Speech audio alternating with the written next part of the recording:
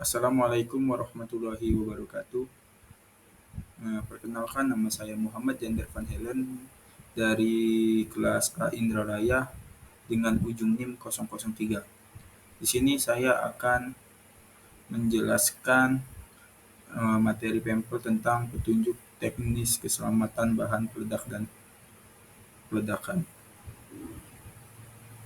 Latar belakang bahwa sesuai dengan ketentuan Pasal 15 Peraturan Menteri Energi dan Sumber Daya Mineral Nomor 26 Tahun 2018 tentang pelaksanaan kaidah teknik pertambangan yang baik dan pengawasan pertambangan mineral dan batu bara.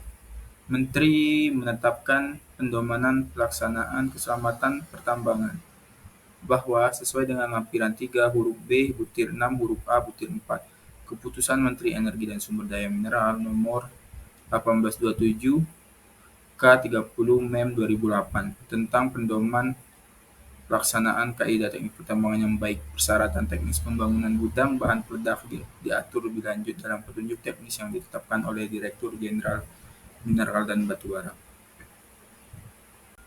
Tujuannya: 1. Untuk mengetahui pengawasan penyimpanan atau penimbunan bahan peledak dalam pertambangan.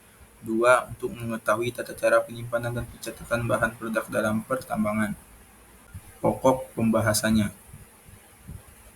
Pokok pembahasan pertama yaitu bahan peledak adalah suatu bahan kimia senyawa tunggal atau campur berbentuk padat, cair, gas atau campurannya yang apabila dikenai suatu aksi panas, benturan, gesekan atau ledakan awal akan mengalami suatu reaksi. Bahan peledak disimpan di gudang yang berupa bangunan, kontainer atau tangki yang secara teknis mampu menyimpan bahan peledak secara aman. Bahan peledak yang disimpan di tambang hanya pada gudang yang telah mempunyai izin dengan kapasitas tertentu yang ditetapkan oleh KLT atau Kepala Dinas atas nama KLT secara tertulis.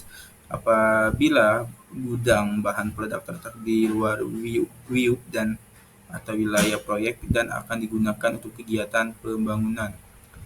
Klasifikasi gudang bahan peledak menurut fungsinya dibagi menjadi 3, yaitu gudang sementara, gudang utama, dan gudang transit.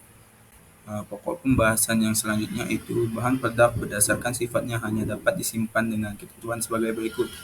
Pertama, detonator dilarang disimpan dalam gudang yang sama dengan bahan peledak lainnya dan hanya berada dalam gudang tersendiri yang diizinkan untuk menyimpan detonator.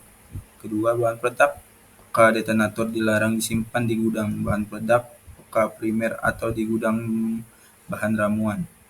Ketiga, bahan peledak primer dapat disimpan bersama-sama di dalam gudang bahan peledak detonator tetapi tidak boleh disimpan bersama-sama dalam gudang bahan ramuan. Keempat, bahan ramuan dapat disimpan bersama-sama di dalam gudang bahan peledak primer dan di dalam gudang bahan peledak detonator.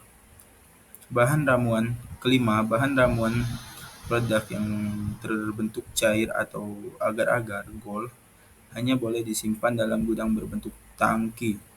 Dan terakhir, tata cara teknis penyimpanan bahan ramuan bahan peledak primer dan bahan peledak detonator diatur dengan petunjuk teknis yang ditetapkan oleh Direktur Jenderal. Pokok pembahasan terakhir yaitu tata cara yang harus dilakukan dalam pencatatan bahan peledak di gudang, yaitu pertama, di dalam gudang bahan peledak harus tersedia buku catatan bahan peledak yang berisi nama, jenis, dan jumlah keseluruhan bahan peledak serta tanggal penerimaan. Kedua, lokasi dan jumlah bahan peledak yang disimpan. Terus, pada setiap gudang bahan peledak harus tersedia daftar persediaan yang secara teratur selalu disesuaikan dan tercatat. Yang pertama, nama dan tanda tangan petugas yang diberi wewenang untuk menerima dan mengeluarkan bahan peledak.